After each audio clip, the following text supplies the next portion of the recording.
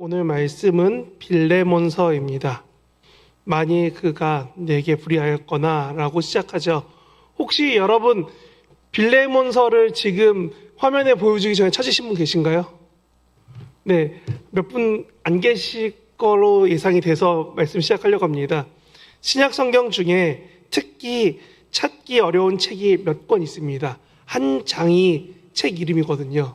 그래서 그런지 참 찾아야 되는데 쉽게 못 찾은 책 중 하나가 오늘의 빌레몬서입니다. 책 찾으신 분들은 다 보셨겠지만 절수가 총 25절입니다. 바울이 쓴 성경 중에 꽤나 매우 짧은 구절입니다. 그런데 그 안에 담겨 있는 이야기가 매우 중요하기 때문에 성경책 안에 담겨 있는 것입니다.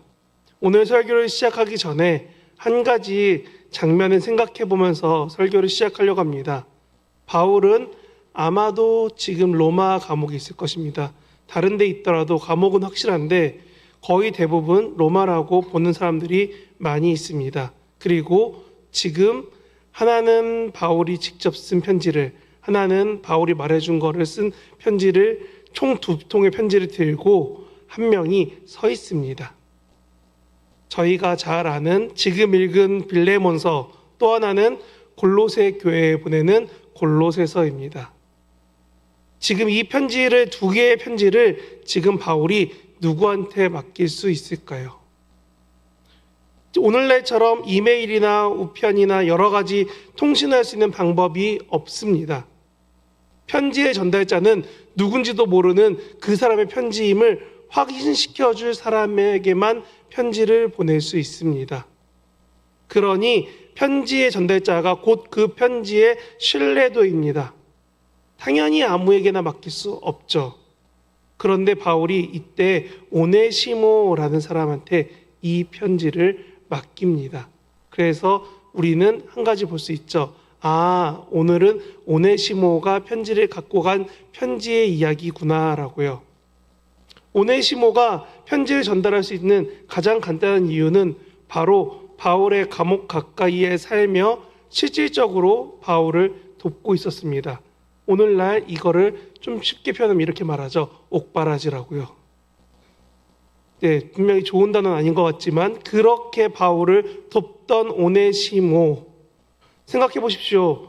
지금도 그렇지만 2000년 전에 아마도 로마 감옥 옆에 로마의 감옥에 갇혀 있는 사람을 로마 옆에서 로마에 살면서 그를 돕는다, 공급한다. 이게 보통 능력으로 될까요? 지금 우리가 서울에 살고 있습니다. 대부분 서울에 사시겠지만 서울에서 집값 구하기 쉽지 않습니다. 근데 당시에 로마에 살면서 감옥 근처면 이게 분명히 중심부입니다. 중심부 가까이에 살면서 그가 지금 바울에 필요한 것들을 공급할 만큼 재정적으로도 시간적으로도 능력이 되던 사람이었습니다. 그러니 분명히 그는 간수들과 관계도 잘 맺고 능력도 대단했고 여러 단계에 걸쳐서 물자를 전달할 만큼 사회적으로도 재력적으로도 능력이 있어야지만 바울에게 옥바라지를 할 수 있는 것입니다. 오늘날이 아니거든요. 그러면 당연히 오네시모는 단순한 심부름꾼이 아니라 능력 있고 신뢰할 만한 바울의 사람이 됩니다. 여기까지는 우리들이 다들 가만히 생각해 보면 알 수 있는 부분입니다. 그런데 이 사람에게 사실 잘 모르는 비밀이 하나 있습니다. 그는 바로 도망쳐 나온 노예입니다. 당시 로마 사회에는 시민권자, 보통 우리가 아는 보통 시민이라고 말하는 그런 사람들, 그리고 시민권에 들진 않지만 어느 정도 자유를 갖고 있는 자유민들, 그리고 전쟁에서나 여러 가지 상황에서 노예가 된 사람들로 크게 세 가지로 분류를 나눕니다. 그리고 대부분의 사람들, 적어도 70% 혹은 90% 이상이 자유민과 노예라는 사람들로 구성된 사회가 로마 사회입니다. 그러니 오네시모는 법적으로는 노예였지만 그가 노예였던 지역인 골로새를 떠나서 지금 로마라는 거대 도시 안에 사니까 그를 보고 누구도 노예로 대하지 않습니다. 그냥 자유민 중에 한 사람이구나라고 대하고 있습니다. 그래서 그렇게 노예가 많고 이동이 많았던 그 로마에서 자기 지역이 벗어난 노예는 사실 자유민처럼 지내니까 오네시모로가 능력만 있으면은 자유민처럼 살았다는 것은 충분히 예측할 수 있는 상황이 됩니다. 그러면 오네시모로의 가장 중요한 걱정은 뭘까요? 자기가 노예인 게 발탁돼서 들통나서 골로새로 다시 잡혀가지 않으면 그의 삶은 어떻게 보면 참 지낼 만한 삶입니다. 그런데 지금 바울이 옥바라지하고 있는 오네시모를 불러서 편지 2개를 덥석 주면서 말합니다. 너 이거 들고 골로새 가서 너 주인인 빌레몬 앞에 서라. 그리고 그와 화목해지면 돌아와라. 오네시모로 입장에서 어떨까요? 정말 가기 싫은 그 길을 지금 가랍니다. 갔다 못 돌아올 수도 있는데 내가 지금 너 도와주고 있는데 지금 나보고 그 사지로 들어가라는 바울의 말을 들었습니다. 그런데 그 오네시모가 갔기 때문에 오늘 편지가 남아 있습니다. 그럼 우리는 생각해야 됩니다. 왜 그가 갔을까요? 그게 오늘 본문의 핵심이 됩니다. 그러면 오늘 우리가 지금 읽었던 18절이 되기 위해서 두 번째 조건인 골로새 교회에 있는 빌레몬의 입장이 되어보려고 합니다. 빌레몬입니다. 어느 날 능력 있는 종을 사왔습니다. 일도 정말 잘합니다. 그래서 우리가 창세기에 읽었던 요셉처럼 정말 많은 일도 맡겼습니다. 그런데 어느 날 그가 사라졌습니다. 일 잘하고 능력 있으니까 이 사람이 어느 순간 틈새를 보고 도망가 버렸습니다. 이것이 빌레몬에게 어떤 의미였을까요? 빌레몬에게 이것은 단순히 자기가 사온 종 하나, 재산 하나를 잃은 문제가 아니라 당시 로마 사회에서 노예의 도주는 주인이 잘 관리 못했다라는 체면이 상하고 권위가 무너지는 사건이 됩니다. 왜냐하면 실제로 그렇게 시민권을 가지고 노예를 다룰 수 있는 사람들이 생각보다 적었기 때문입니다. 그러니 주변 사람들은 속으로 비웃을 것입니다. 그냥 어정쩡한 노예가 아니라 네 돈 많이 주고 능력 있다고 사왔잖아. 근데 이게 뭐야 하면서 놀리는 사람도 있었을 것입니다. 그런데 하나님을 믿는다는 사람이 집단속도 못해서 도망갔다고 놀림받고 있는 그 골로새 교회, 어쩌면 빌레몬의 집일 그 교회에 지금 도망간 종이 돌아왔습니다. 그것도 자기들이 정말 모시고 싶었던 바울이 못 와서 바울 대신 편지를 들고 지금 도착한 사람이 도망간 종입니다. 빌레몬 입장에서 참 묘한 상황이 됩니다. 너무나도 모시고 싶었던 바울을 지금 감옥에 있어서 못 모시는 그 부흥사 바울을 대신해서 누가 왔는데 편지를 갖고 왔는데 가져온 사람이 하필이면 자기에게서 도망간 종입니다. 차라리 그래 와서 나는 바울의 사람입니다 하고 나하고 아는 체 안 하면 좋겠는데 굳이 편지 갖고 왔는데 나에게 다가와서 얘기합니다. 제발 저를 용서해 주십시오라고요. 모른 척하고 지나가면 더 편했을 텐데 이제는 어쩔 수 없는 상황까지 되어버렸습니다. 빌레몬은 골로새 교회의 기둥 같은 존재인데 자기 집을 예배 처소로 내어줄 만큼 믿음이 깊고 바울도 인정한 신앙인인데 그에게 지금 분노하고 배신감이 일끌 수밖에 없는 상황이 되었습니다. 그럴 때 교회 지도자로서 오네시모로를 용서해야 될까요? 아니면 로마의 법과 사회적 체면을 지켜야만 이 빌레몬이 용납이 될까요? 바울은 이 지점을 정확히 알고 있었습니다. 그래서 강요하지 않고 오늘 본문보다 앞인 14절에 이렇게 말하고 있습니다. 화면 한번 보여주세요. 다만 내 승낙 없이는 나 바울이 아무것도 하기를 원치 아니하노니 이는 너 빌레몬이 선한 일을 억지같이 되지 아니하고 너가 직접 선택하게 되려 함이라. 아멘. 지금 빌레몬이 가진 사랑의 깊이가 가장 크다고 믿는 바울이 지금 말하는 겁니다. 너가 지금 이것을 자의로 했으면 좋겠다고요. 내가 너 억지로 시킨 게 아니라 너 빌레몬이 선택할 수 있으면 좋겠어 라고 말합니다.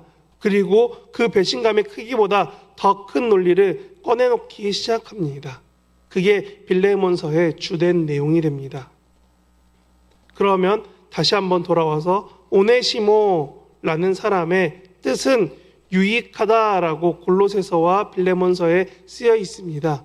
그런데 이게 왜 유익하다냐면 이 사람의 이름의 뜻이 뭐냐면 뭐뭇으로 인해 기뻐하게 되다, 뭐뭇으로 인해 즐거워진다라는 뜻입니다. 내가 이 사람 때문에 즐거워지니까 이 사람이 나에게 유익이 된다라고 번역이 되었습니다. 그런데 오늘 본문을 앞으로 조금만 더 나가시면은 11절에 이렇게 쓰여 있습니다. 전에는 내게 무익하였으나 이제는 나와 내게 유익하다라고 말합니다. 이게 되게 중요한 표현이 됩니다. 오네시모로 이름대로 유익하지 못하게 지금 종으로서 도망쳐 나온 사람이 이제 너에게도 나에게도 유익이 될 거야 라고 말하면서 14절에 말하는 겁니다. 그러니까 네가 선택해서 용서해 주렴 이라고요. 이름값 못하던 오네시모로를 이름값 하게 만들려고 지금 골로새에서 로마까지 도망쳐온 수천 킬로를 도망쳐온 사람을 다시 보냈습니다. 편지 들고 배를 타고 산을 넘고 국경을 지나서 지금 그 먼 길을 이동해서 왔습니다. 로마까지 왔었고 다시 돌아갈 만큼 그는 능력 있는 보통 사람이 아니라는 걸 보여줍니다. 지적 능력도 있고 언어 능력도 있고 자금 관리 능력도 있어야지만 당시에 그 먼 거리를 여행할 수 있고 자기 삶을 이사갈 수 있는 능력이 된다는 겁니다. 그런데 그 사람이 지금 로마에 숨어 있지 않고 자유인처럼 살 수 있는 그곳에서 떠나서 지금 자유하지 않은 그 자리에 갔습니다. 왜냐하면 죄를 지고 도망친 자는 그 자의 마음 속은 결코 자유롭지 않기 때문입니다. 로마 군병의 발소리가 들리면 가끔씩 자기도 모르게 가슴이 철렁했을 겁니다. 빌레몬의 얼굴이 떠오를 때마다 죄책감이 따르는 순간순간 표정 변화가 있었을 것입니다. 환경은 분명 자유로워졌는데 그의 영혼이 사실 더 깊은 감옥에 갇혀 있는 것을 바울은 알게 되었습니다. 그래서 바울이 그의 삶 가운데 하나님의 놀라운 섭리를 전하며 그에게 말하는 겁니다. 이제 너에게서 지금 중요한 그 죄의 문제를 해결했으면 좋겠다라고요. 자신이 빌레몬에게서만 도망친 것이 아니라 창조자 하나님으로부터 도망쳤던 탕자임을 알게 된 오네시모로가 지금 그 믿음 가지고 도망자에서 자신의 과거를 해결하기 위해 골로새까지 왔다는 겁니다. 그는 그렇게 돌아옴으로써 용기 있는 신앙인이 되었습니다. 그래서 바울이 말합니다. 무익한 자에서 비로소 유익한 자로 바뀌게 되었다고요. 그런 상황이 이어진 다음에 오늘 본문 18절에 나옵니다. 너가 자의로 용서하게 되면은 18절에 말하기를 그가 만일 내게 불의하였거나 내게 빚진 것이 있으면 그것을 나 바울 앞으로 계산하라고 말합니다. 잘 생각해 보십시오. 바울은 지금 오네시모의 죄와 빚을 자신의 장부로 옮겨놓으라고 말합니다. 신학적으로 이것을 전가라고 합니다. 임파테이션이었고 하나님께서 예수님을 통해 우리의 죄를 예수님께 옮기셨다 할 때도 이 단어를 사용합니다. 죄는 오네시모로가 지었으나 책임을 바울이 지겠다는 것입니다. 그런데 지금 이 편지를 어디에 썼는지 다시 한번 생각해 보십시오. 바울은 지금 감옥에 있습니다. 그리고 혼자 생활 못해서 옥바라지가 필요한 상황입니다. 근데 그 사람이 누구예요? 지금 오네시모입니다. 그럼 옥바라지 해줄 사람도 없어요. 그런데 지금 어떻게 오네시모의 빚을 갚아준다고 말할 수 있을까요? 이 말이 가능한 이유는 한 가지 조건밖에 없습니다. 바울이 빌레몬에게 가져다준 영적인 은혜, 복음을 통해서 얻은 영생의 가치가 오네시모의 빚보다 큰 거를 알기 때문에 담대하게 말할 수 있습니다. 뭐라고요? 너가 그에게 진 빚을 내가 갚아줄 거다 라고요. 그래서 바울이 빌레몬에게 말하는 겁니다. 오네시모의 빚보다 더 큰 이것을 안다면 빌레몬, 나를 통해 내가 얻은 것을 생각한다면 이 정도, 오네시모로가 사고 친 거 정도는 내가 담보로 갚을 수 있게 해줄 수 있지 않니? 라고요. 우리는 이 장면에서 십자가 위에 예수님을 보아야 됩니다. 하나님과 우리 사이에 갚을 수 없는 죄의 빚이 정말 많은데 우리는 하나님의 영광을 훔쳐 달아난 오네시모로와 같은 상황일 수 있습니다. 예수님께서 우리와 하나님 사이에 서서 말씀하십니다. 하나님 아버지, 이 사람의 모든 죄를 내 앞으로 계산하십시오. 내가 십자가에서 내 생명으로 그 값을 다 치르겠습니다.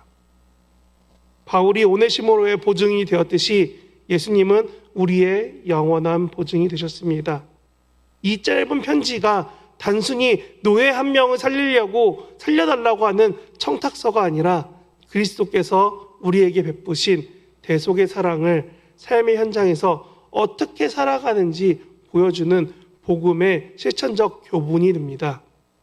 그래서 지금 편지를 읽고 들은 빌레몬은 그 집에서 어떤 상황일까요? 편지 내용을 지금 열심히 읽어줬습니다. 사람들이 같이 들었습니다. 골로새서 예수님이 어떤지에 대해서 열심히 듣고 빌레몬서도 듣게 됐습니다. 그 사람들이 지금 마당에 오네시모로 봤는데 오네시모로는 아마도 고개를 푹 숙이고 서 있겠죠. 어떻게 할 말이 없거든요. 근데 주변 종들도 그 상황을 바라봅니다. 오네시모로 잡혀가나? 죽나? 때리나? 아니면 어떻게 하나? 라고 걱정하는 교회 사람들과 종들과 여러 사람들이 있을 텐데 그 한가운데 빌레몬이 어떤 선택을 했을까요? 오네시모의 뺨을 딱 때리면서 지하 감옥에 가둔다면 로마법으로 전혀 문제가 없습니다. 주인이 돌아온 종을 처벌했기 때문입니다. 오히려 주인의 위엄을 세웠다면서 주변에 있는 로마 시민권자들이 다들 입 높여서 칭찬할 내용이 됩니다. 그런데 빌레몬은 그리스도의 사람으로서 용서하기로 결정합니다. 용서는 결코 쉬운 일이 아닙니다. 용서는 내가 마땅히 받아야 할 보상을 포기하는 고통스러운 결단이 됩니다. 그래서 빌레몬이 오네시모를 용서한다는 것은 그가 훔쳐난 것과 그동안의 손실을 기꺼이 나도 감수하겠습니다 라는 겁니다. 그러나 그 손해를 감수할 때 기적이 일어납니다.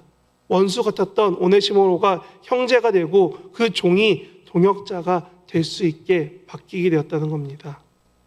빌레몬이 오네시모로를 때리지 않고 껴안는 그 순간에 그 집의 거실은 더 이상 로마의 가옥이 아니라 하나님 나라의 모형이 되었습니다.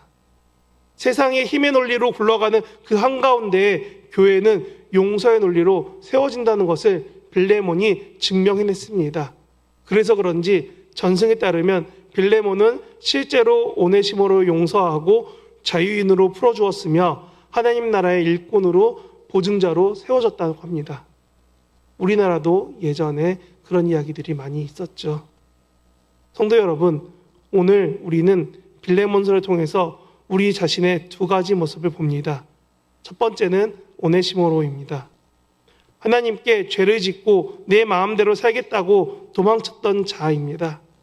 그러나 주님은 우리를 찾아내셨고 무익한 자에서 유익한 자로 바꿔주셨습니다. 우리 또한 빌레몬일 수 있습니다. 누군가 나에게 손해를 끼쳤을 때, 나에게 상처 주었을 때 예수님이 혹은 하나님이 기도 가운데 말씀하십니다. 내 앞으로 계산하라고요. 그런 예수님의 음성을 기억하면서 용서해야 될 사명도 있습니다. 여러분의 마음 창고에는 아직도 지우지 못한 누군가의 빛이 적혀 있습니까? 그 사람이 나한테 어떻게 했는데? 라면서 분노의 잉크로 꾹꾹 써놓은 일기장 같은 기록이 있지 않습니까? 오늘 바울의 목소리를 들으십시오. 그것을 내 앞으로 계산해라. 주님께서 이미 십자가에서 그 빚을 대신해서 갚아주셨음을 믿으시기 바랍니다. 우리가 서로 용서할 때 세상은 비로소 복음의 능력을 믿게 됩니다. 세상이 어떻게 저런 사람이 교회를 다니지? 저런 사람 어떻게 용서해 주지? 하고 물을 때 우리는 이렇게 답해야 됩니다. 그리스도께서 나를 먼저 용서하셨기 때문에 나도 그를 용서할 수 있습니다. 이번에 최소한 주일까지만이라도 아니면 남은 4월만이라도 여러분의 삶의 현장에서 오네시모를 품는 빌레몬의 사랑이 나타나기를 축복합니다. 여러분의 그 파격적인 용서를 통해 죽어가던 영혼이 살아나고 또한 공동체가 하나 되는 역사가 일어날 수 있기를 주님의 이름으로 간절히 축원합니다.